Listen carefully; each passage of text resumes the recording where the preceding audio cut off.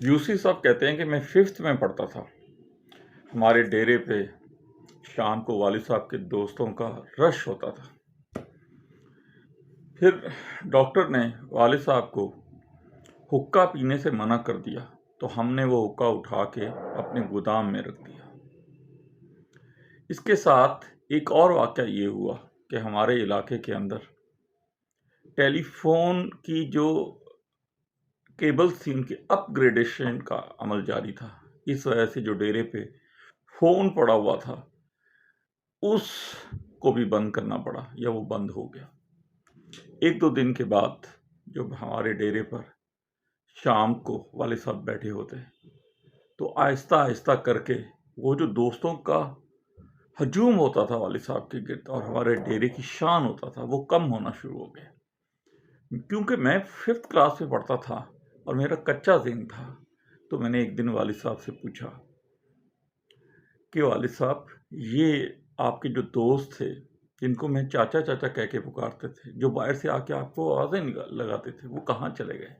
تو والد صاحب نے کہا بیٹا وہ میرے دوست نہیں تھے بلکہ حقے اور فون کے دوست تھے. میرے ذہن کو یہ بات سمجھ نہیں آئی تو والد صاحب نے اس کو مزید ایکسپلین کیا اور میرے سر پہ ہاتھ پھیرا اور اپنے پاس بٹھا لیا اور کہا کہ بیٹا جب اللہ تعالیٰ آپ کو کوئی نعمت دیتا ہے تو اس کے ساتھ ان نعمتوں کے کچھ دوست بھی دیتا ہے. آپ ان کو اپنا دوست نہ سمجھیں بلکہ ان نعمتوں کا دوست سمجھیں. ان نعمتوں کی وجہ سے وہ لوگ آپ کے کلوز ہوتے ہیں، آپ کے دوست ہوتے ہیں.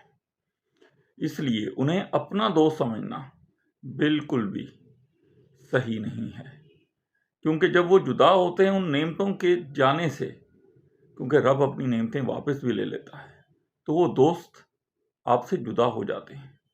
تو اگر آپ انہیں اپنا دوست سمجھیں گے تو آپ کا دل غمگین ہو جائے گا. اس لیے نعمتوں کے دوست نعمتوں کے ہوتے ہیں. کاروباری دوست آپ کے کاروبار کے دوست ہوتے ہیں اور آپ کی کار کے دوست آپ کے کار کے دوست ہوتے ہیں. جو آپ کے اصل دوست ہوتے ہیں وہ کچھ خاص ہی ہوتے ہیں لیکن یہ دوست صرف نعمتوں کے دوست ہوتے ہیں.